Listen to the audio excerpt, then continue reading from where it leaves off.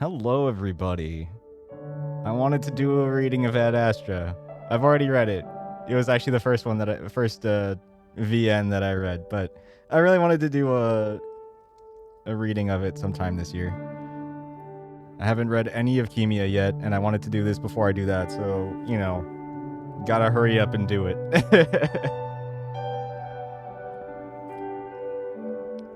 So yeah.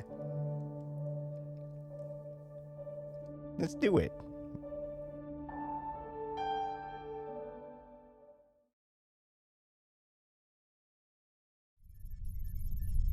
It's so large. It's too much. How do they get anything done? Sensing doubt. Shall we proceed with the directive, Amicus? I don't know. Are you sure they're level 5? Data from mission 3265-193 indicates primate species with level 5 intelligence and... Understood. Thank you. Most recent data indicates that all uplift attempt failed. Huh, that figures. Why did we try to uplift here in the first place? Sensing doubt. Shall we proceed? Name of the planet? Earth. Location of the Romanus uplift? The city of Rome, in the state of Italy. Is the probe there? It has arrived. Give me a visual. Zoom in. That doesn't look like Adastra at all. Reminder that uplift failed. Ruins of uplift attempt remain. Show me the ruins. Showing the Roman Forum. Sensing doubt. Shut up, please. What the hell are they even saying? That's not the language. It's all messed up. Sensing that creature there. They are called humans. Get closer. It's a human? Collecting data. He appears to be a young male human. Initiate landing sequence. Have you located the directive? Yes. Warning that full nexus analysis is incomplete. Now, please. We cannot waste time outside of the stretch drive.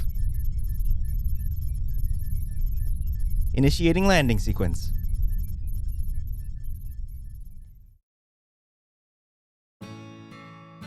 It's hard to believe that I'm actually here. After years of fantasizing about it, I'm in Rome. I've been bouncing around with my friends like an idiot all day. Yeah, I look like a total tourist, but this is what I've been saving up for the past 2 years. A whole semester in Rome with the study abroad program. All the conversations I've had with my parents about what a waste of money would be evaporates from my brain as I take in the view. We only have a few hours, so we move from the Forum to Palatine Hill, then finally to a nearby disco where I get just a little drunk. Before I know it, it's 2 a.m, and somehow my friends and I are able to stumble to a taxi that takes us back to our apartments. I walk unsteadily through the darkness, glad that I have the place to myself for now. Apparently my group was the first to arrive, and my assigned flatmates won't be here in a few days at least. I open the door to my room and move my hand along the wall. I stumble in, then sit on my bed, bouncing happily for a moment. I think about going out onto the balcony, but I've been walking all day and it feels too nice to be sitting down. Plus, it might not be a great idea considering the state I'm in right now. Still, just knowing the magic of the city is just outside my window is going to make it hard to sleep. I sigh happily and look around my little room. Actually, I'm told that it's kind of big by the city standards. It's still a little bare since I just moved in today. I'd basically just dropped my suitcase next to the door before running out again. I glance at them, but decide I'm way too tired right now to unpack even if my pajamas are in there. It's fine if I'm just laying on top of the covers. I'll get to it tomorrow. In the meantime, I just lay back, smiling in the afterglow of today's excitement. And tomorrow, I'll get to see even more. Damn it, I need to calm down. No way am I gonna have the energy I'll need tomorrow if I'm up all night. Got the whole semester, and on top of that, school doesn't actually start for another 2 weeks. There's plenty of time. Just relax for now and enjoy it. With that thought in my head, I start to drift off.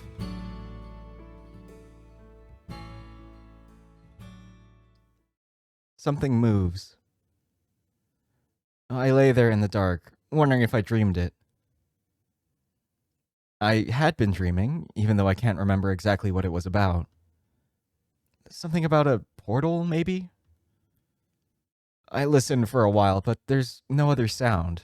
Just the occasional soft whoosh of a car passing by outside my balcony.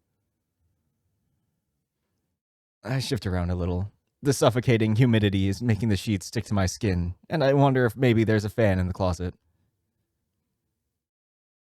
I finally sit up in bed, realizing that there's no way I'm going to fall back to sleep like this. I could at least try sliding open the balcony door, though I'm not sure that will do me any good. Worth a try, I guess.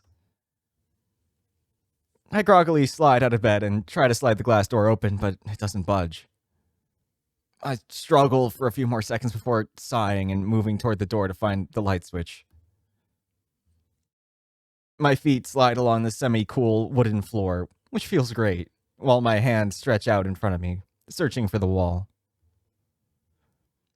Right then, I remember that I was woken up by noises, and I imagine some intruder standing there in the dark, waiting for me to bump into him. Feeling the hair stand up on the back of my neck, I quicken my pace and find the wall, fumbling around until I quickly glance around the room, relieved that it's empty. My parents had warned me about the crime rate here. While the city is technically safe in terms of murder, robberies and muggings are apparently pretty common. I had shrugged it off at the time, but now that I'm alone, I make my way back to the balcony, looking for the lock before finally seeing that there's a latch near the top of the door. I unhook it and slowly slide the door open.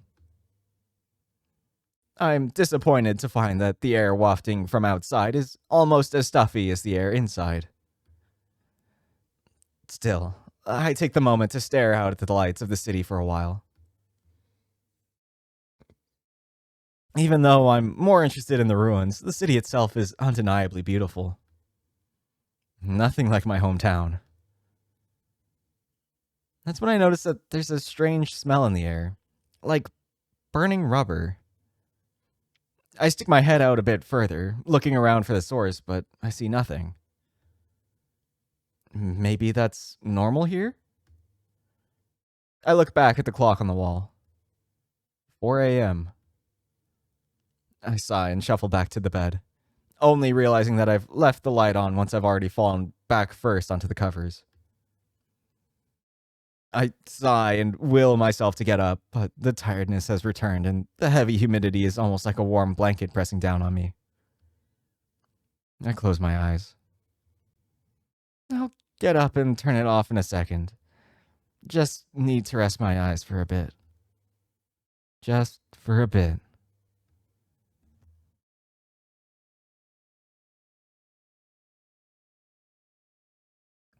Something moves again. And there's another smell in the air. A good smell this time. Something floral. It reminds me of lavender. And that's when something hard and sharp presses into my left eye socket, just above the eye. It doesn't really hurt, but it shocks me awake. It leans over me, something shiny in its grip which it's pulling back from my head. Oh! Ah! I kick out with both feet, hitting the thing leaning over me in its body. Oedipal! It lets out a surprised grunt, stumbling back and falling on its rear while I scramble back on my bed, pressing myself against the wall. Almost immediately, it scrambles back up, revealing its massive build and its masculine shape. He adjusts his cape and smooths down his fur before rubbing at his chest, giving me an odd look. And then he fixes a smile back on his face. Ave! I stare. That's all I can do is stare. He stares back at me for a moment, then clears his throat. Ave! Hello. The space above my left eye throbs, and it sounds like I'm hearing two things at once from the same voice. Do you understand? Again, the bizarre twitching in my eye, in my brain, and hearing two things at once. I feel like I'm gonna be sick. The room shifts and swirls a bit, then slowly starts to settle again. The twitching in my head turns into a dull throb. I'm having a nightmare. Do you understand me? I stare at him, and he stares back. Calm. I don't know if the chip is working. What? The creature raises its hand to its head, rubbing at it. Well, he can speak, and it's translating.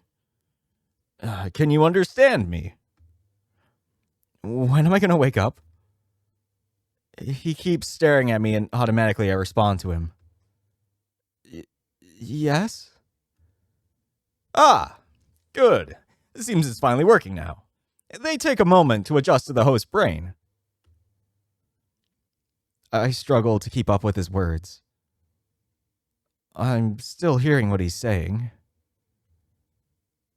It's almost Italian with the inflections and the rolling R's, but at the same time, it's definitely not Italian. Still, I can understand what he's saying, like he's speaking my own language at the same time. It makes it hard to concentrate. What is your name? His expectant look almost forces the answer out of my mouth. Marco. Marco? Beautiful. I am Amicus. The confusing double language I was hearing is starting to fade, and now only my own language comes from his mouth.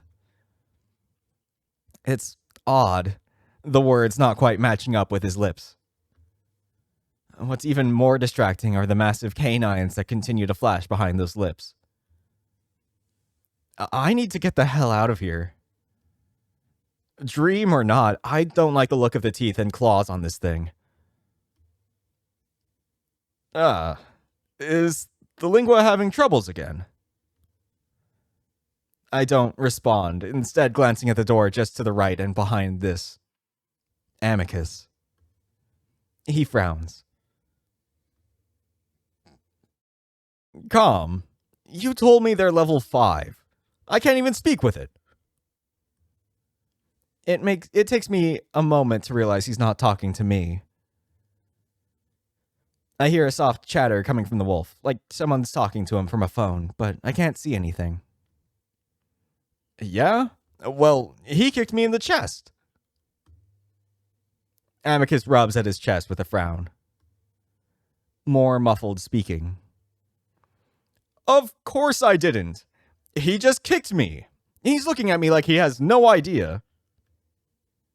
More muffled speaking interrupts him. Oh. Wait, what? Are you serious? Now he looks pissed, and I press myself harder against the wall, trying to work up the courage to make a break for the door. How? Wait, so you're always offering me opinions on my mood, but you couldn't offer me that? More muffled babbling, but the wolf interrupts it with a snarl. Well, what the hell do I do now? His lips are drawn back, and now I get to have a real good view of those canines. I stare wide-eyed at them, and that's when he seems to notice me again. He readjusts his expression into a smile, but I can still see a fang poking out. Hey, listen. Something about the way he acts, his expressions, demeanor. He's so human. Could you come with me outside for a quick moment? For some reason, the realization of this humanness makes me absolutely positive that this is a dream. And this must be a character from a game or movie that I'd seen. I shake my head slowly at him. Please? I just stare, still waiting to wake up. I've had dreams where I couldn't wake up before. This is just one of those. I remember reading somewhere that if you aren't sure if you're dreaming, you can plug your nose. If you can still breathe, then it's definitely a dream. But I remain frozen against the wall. The massive wolf sighs. Then his paw suddenly moves to his waist. I only have a moment to see some sort of device with multicolored lights before he moves and my entire body seizes up and things go black.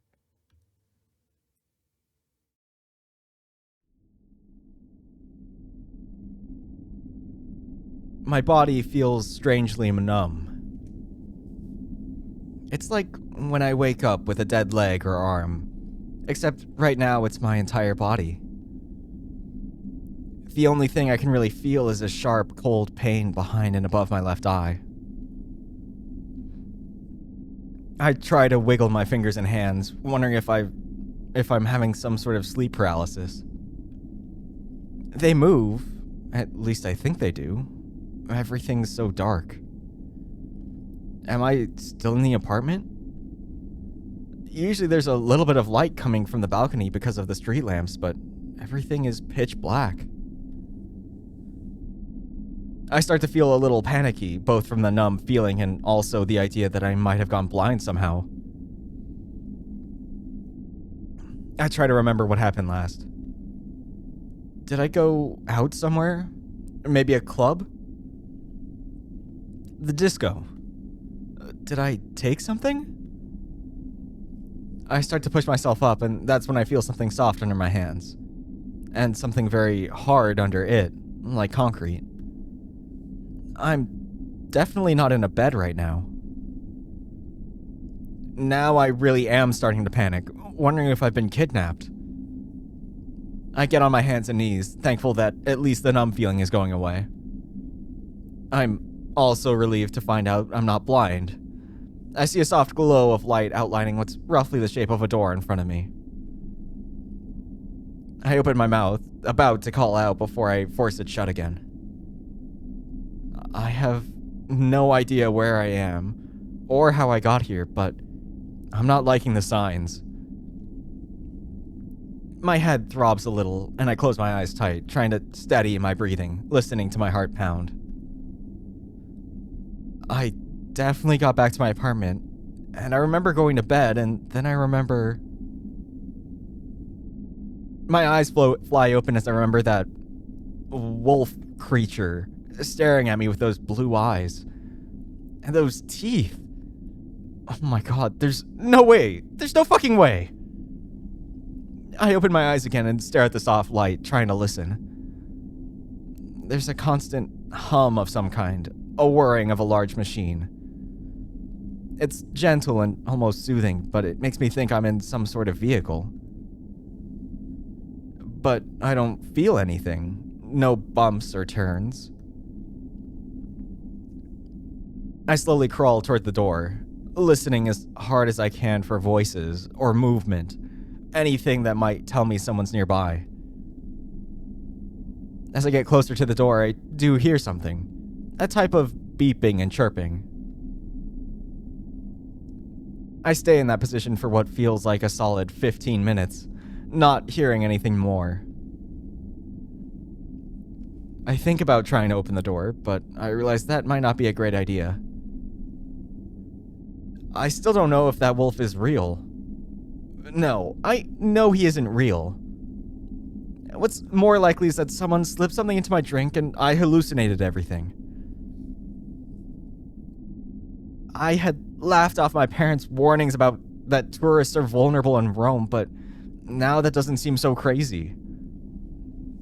Someone had drugged me, followed me to my apartment, then kidnapped me. I need something. A weapon before I try to open the door. I feel like I'm in a closet of some kind, so there's probably something here that I can use. Slowly, I get on my knees and start moving forward, waving my hands out in front of me. If I can find the shelves, then I can just feel around for something solid and... My hand sweeps what feels like a box, and what follows is a clang of metal as something falls to the floor. I cringe, squeezing my eyes shut as the sound echoes around the room I'm in. I kneel there in complete silence, stunned. And that's when light spills over my body, followed by a large shadow. Oh, hey, you're awake. Did you know he was awake? Yes, for approximately 0.2 hours. I swear to the gods, why are you so useless? I sit there, not having turned around yet, but the shadow gets bigger and I feel him looming over me. I get a whiff of lavender. Finally, I slowly turn my head and see the wolf.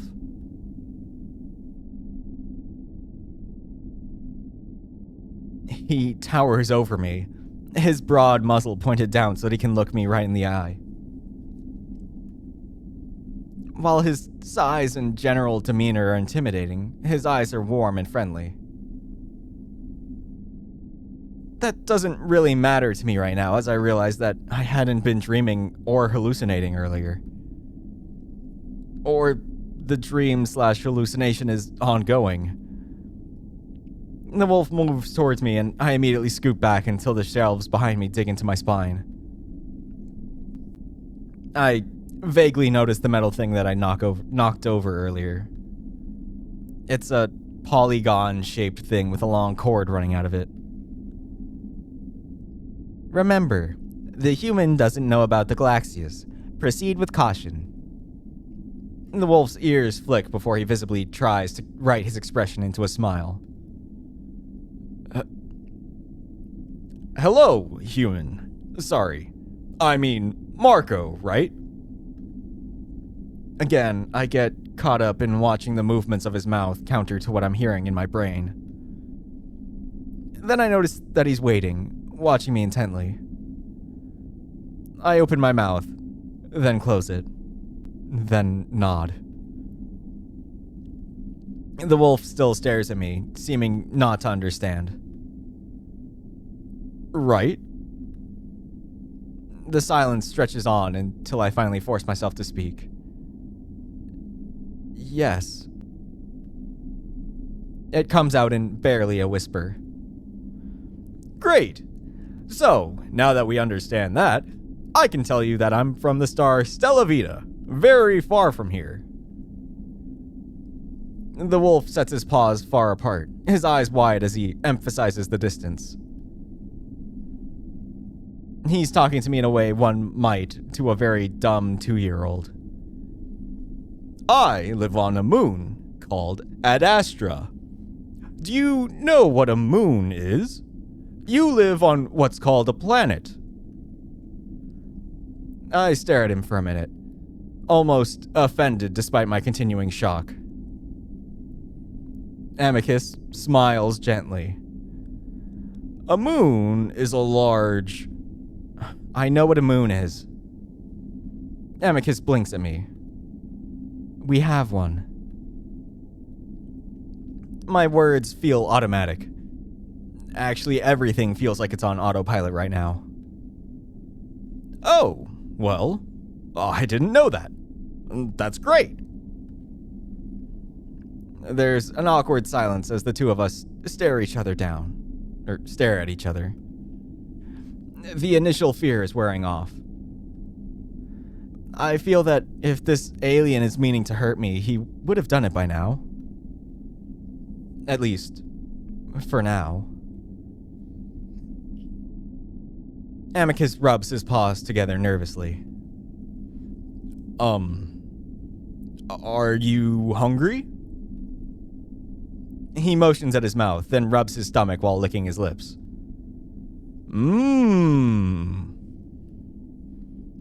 Again.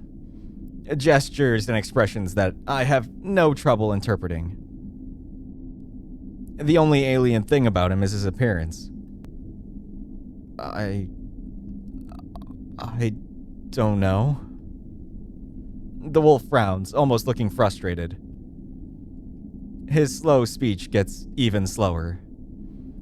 Well, why don't we give it a try then? I guess my answers don't exactly make me seem intelligent. But I don't know how else to respond. Why don't you come out onto the deck with me? I'll make something. Amicus gives an exaggerated, come on gesture with both paws as he walks backwards. Straight into the wall as he misses the door. Ow! Yeah. Let's go, human. He rubs the back of his head with a wince before turning and walking out the door. I stare at the open door for a moment before slowly getting up and following him, walking over a brown shag rug, the soft thing I had been laying on. That's when I'm standing in the middle of what looks like something straight out of a sci-fi movie. It's small and cramped, but the amount of unfamiliar, glowing technology is almost overwhelming. Glass panels cover almost every inch of the walls around me, displaying images and characters that I can't even come close to understanding. Straight ahead of me are large windows, looking out into blackness dotted with specks of light. Specks of light. I'm in a spaceship. Where the hell is he taking me? Amicus is over to my right side, messing with what I can only describe as a large espresso machine growing out of the side of the spaceship. He's holding a cup under a nozzle, ducking down a little to stare at the opening. He notices me looking. Takes a while to warm up. I have to warn you that it's not very good, but it's probably better than most of what you eat on your planet, I mean. Just as he's talking, a very thick globule of brown sludge shoots out of the nozzle, half of it missing the cup. Ah, damn it. The wolf hastily moves the cup to catch the rest of it while reaching over with his other paw to snatch up a rag from a hook on the side of the machine. Sorry, this thing is near broken. Do you want to sit down? He nods his head over at one of the two seats in front of the windows. Just, don't touch any of the bright lights, okay? I make my way over to the front of the deck, still waiting to wake up. I stand beside the seat, reaching out to touch the soft red bristles of the helmet and the wings on the side.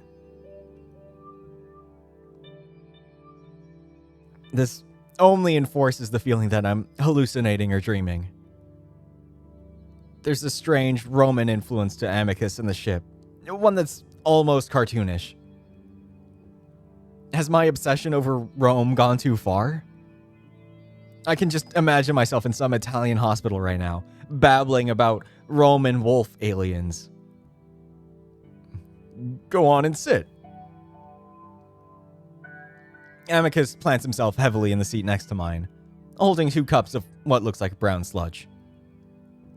He holds one out to me. I take it gingerly before sitting down.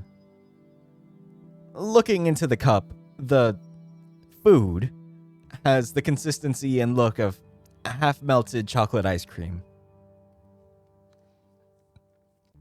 Except it's warm and smells like dirt. Like literal mud. I stretch my nose up at it, which Amicus notices. Yeah, it's not the best. I actually had some good food that I brought along with me, but I ate it all before I got here. The wolf shrugs, then settles excitedly into his seat. So, tell me about where you're from. What's life like on Earth? It's... okay. Okay. Well, what's your occupation?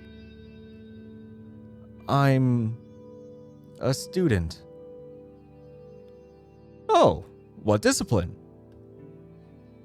I try to adjust to the surreal feeling of talking to this wolf. I don't know yet. I was looking into history, Greek and Roman studies.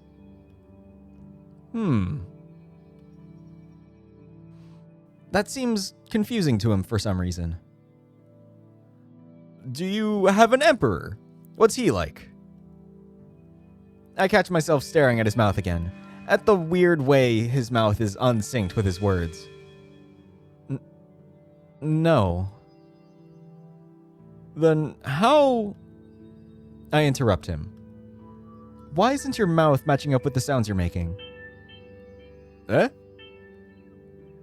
Even with the spaceship and alien around me, it's the weird distortion of feeling that I'm watching a dubbed movie that has me most unsettled. Oh. Amicus points a finger at me to a spot just above my left eye. I gave you a lingua. It helps you understand me.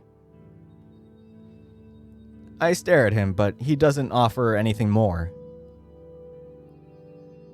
How? Oh, well, it sort of attaches to the language center in the brain. It's very smart. It learns from the host brain and is able to interpret the 8 major galaxies' languages for them. And how does it do that? Well, our brains are structured in similar ways, at least among sapiens, so it works almost universally. Honestly, it's parental tech, so I'm not fully sure of how it works. None of us do, but it does work. Amicus continues to look at me, clearly concerned about something. But I'm concerned too. How did you get it into my brain? You ask a lot of questions. I stare at him. Well, this is all kind of new to me. Should I not be asking questions? It's fine. I've just never had a child ask me questions, really. Anyway, there's a device that inserts it. I was lucky to find one left over on the ship. Inserts it. I rub the spot between my eye and eye socket, the skin slightly tender. Does it hurt? That should wear off in a few hours. I stare at Amicus for a few moments, then down into my cup, feeling a bit sick. Staring at the brown mush isn't helping. Need help with that? You can eat it like this. He dips his muzzle down towards his own cup. He sticks out a long, thick, pink tongue, pressing it into the sludge before cupping it and bringing it back up into his mouth. He pulls a bit of a face before smiling. Not terrible. Then he looks at me a bit closer. Wait, you do have a tongue, right? I stare back at him for a moment before setting the cup to the side and the armrest. What are you doing? Huh? What is all this? Where are you taking me? At this point, I'm starting to get over the shock. I'm also starting to get annoyed at this alien's complete disregard for basically everything to do with me. You kidnapped me. You left me in a closet. You're feeding me what looks like shit. And now you tell me you jabbed something into my brain? Amicus actually flinches at that. Does it still hurt? I can give you a pain manager. I don't really want anything from you. What is all of this? The wolf just stares at me, wide-eyed. It's like he didn't even consider me being capable of being upset. Hey, it's okay. You kidnapped me. I feel myself getting more panicked, both from the realization of what's happened and what's currently happening. No, well, I mean... You, tased me or something. What? You electrocuted me. No, it's not electricity. That doesn't make it better. For a brief moment, I think about overpowering this wolf, somehow turning the ship around if I can figure it out. Sensing hostile intent. Proceed with caution, Amicus. Amicus doesn't say anything, and I see him gripping into his cup tightly. I get the odd feeling that he didn't expect me to point these things out to him. Did he think that I was that unintelligent? I can tell he's calculating something in his head right now, and that makes me nervous. Maybe I should have just played dumb. We stare at each other for a long while until Amicus's steely gaze forces me to look away.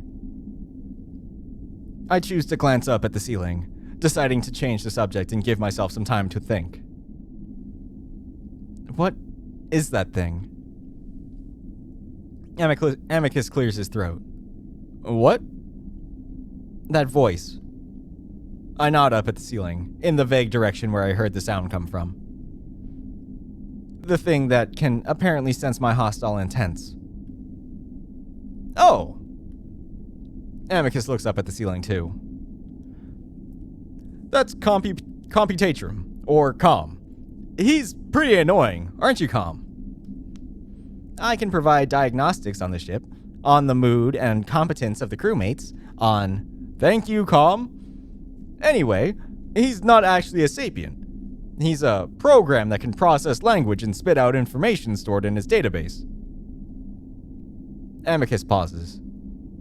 I'm sorry, you probably don't understand what I'm talking about. I think I do. Artificial intelligence, maybe? I reach instinctively for the pocket of my jeans, but I remember that I left my phone on the bedside table. Amicus's eyes widen once again, and I wonder if I should be keeping my mouth shut.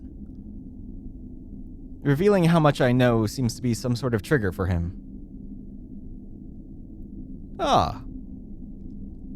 So, have you been in space before? No. I look out the window, staring at the stars.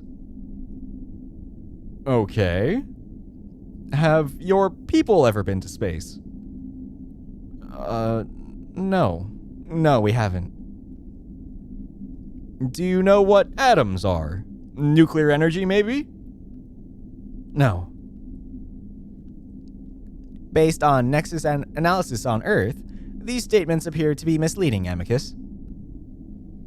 I glance at the ceiling again, realizing now that I've got a constant spy above me.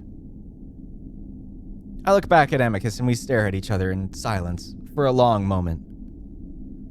Then I realize how absurd all of this is. What do you want with me? Amicus looks away, seeming to think.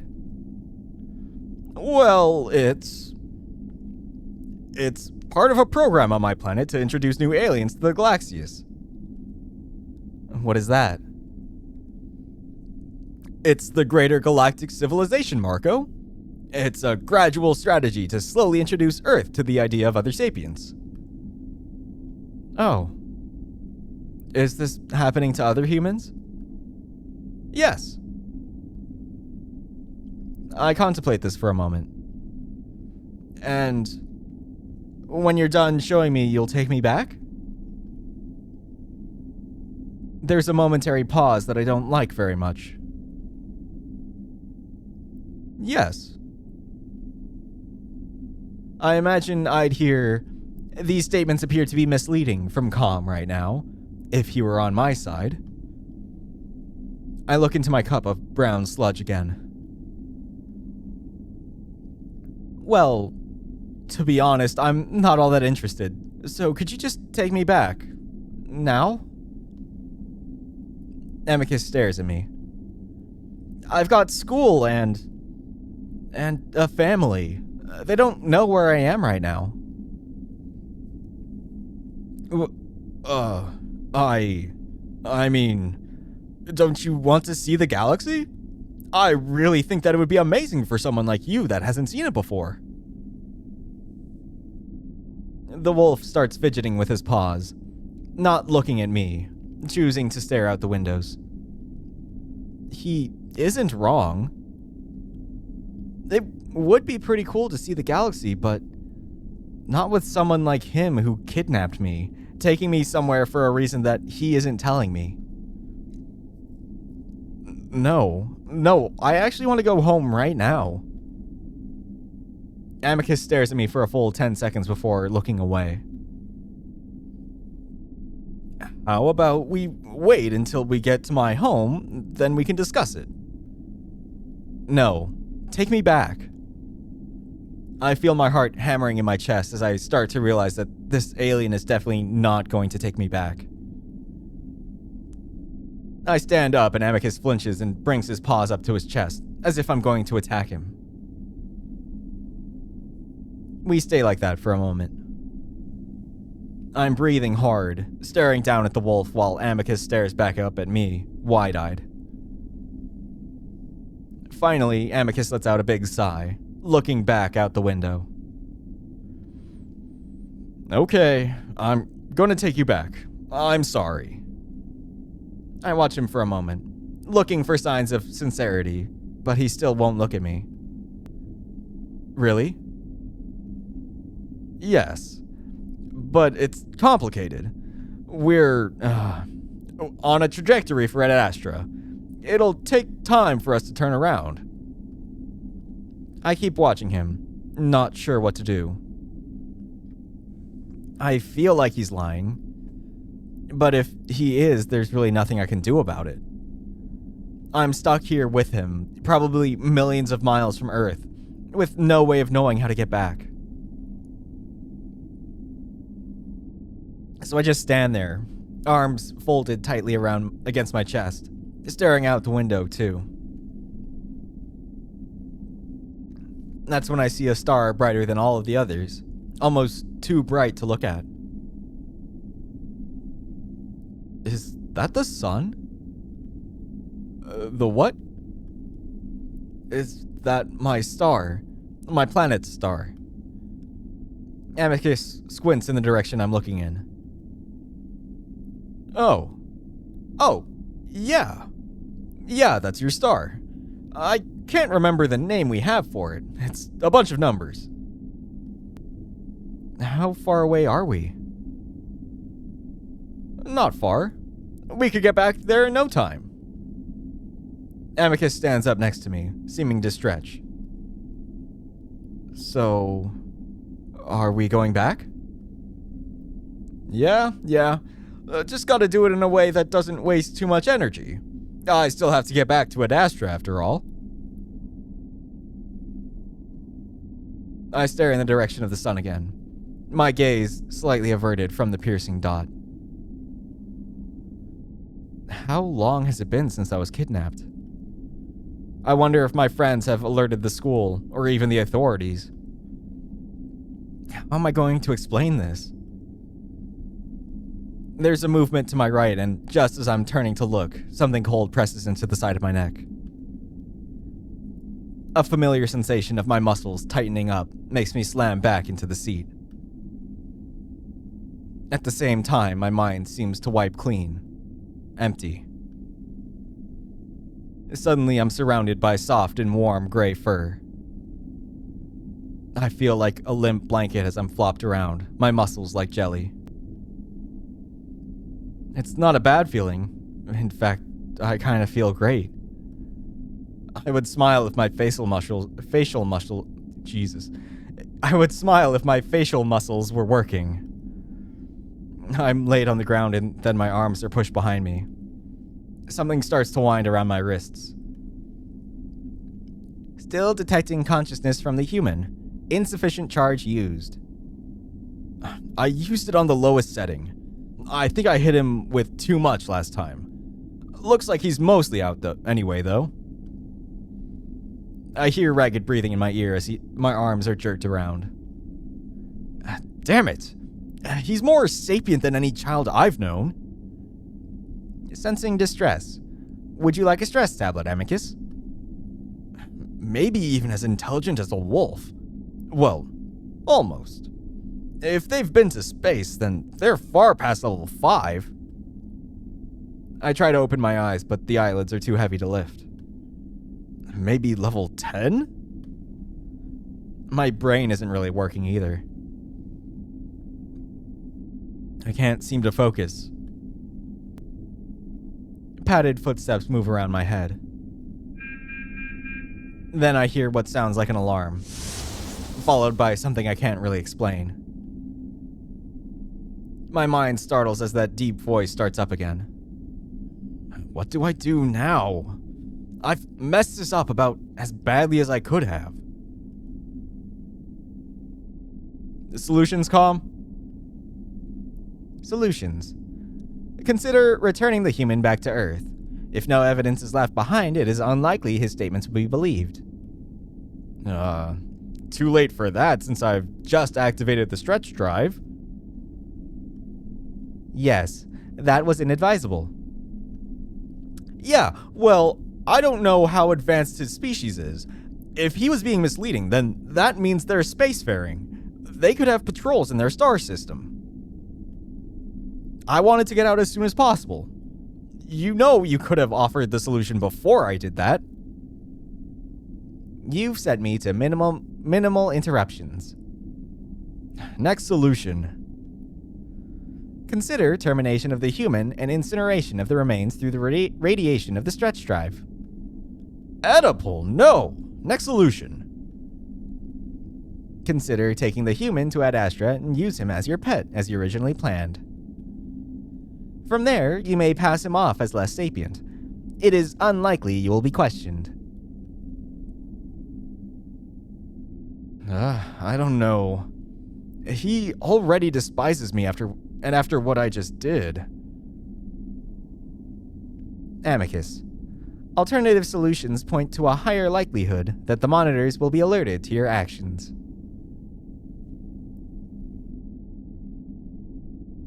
Proceed with caution. Com, please wipe the last 10 minutes of conversation. Then go into sleep mode until I wake you. I need to think. Wiping memory. Entering sleep mode. A few more moments of silence go by, and I feel a wave of fatigue. I start to fall asleep.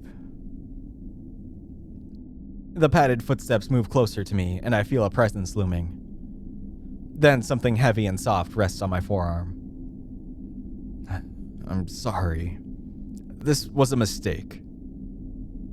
Then I'm dragged for a short while before I come to rest on something shaggy and soft. Then silence. Then sleep.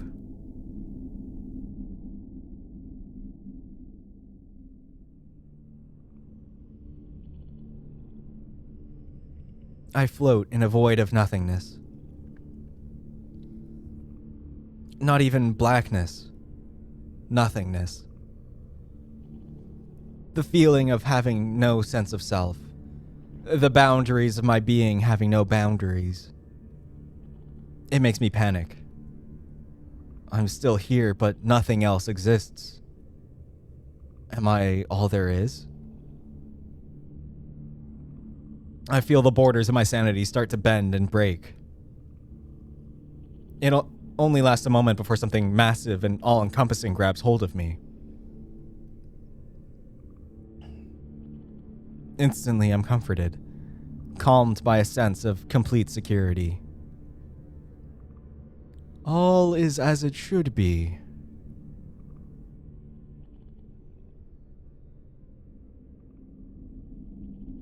And that's where we'll end it for this one. That came out weird. Whatever. Yay! It's good.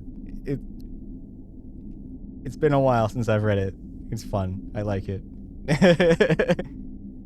Takes me back to a whole 2 years ago or whatever. Anyway. Hope you enjoyed it. Hope to see you next time. Thanks for watching. Bye!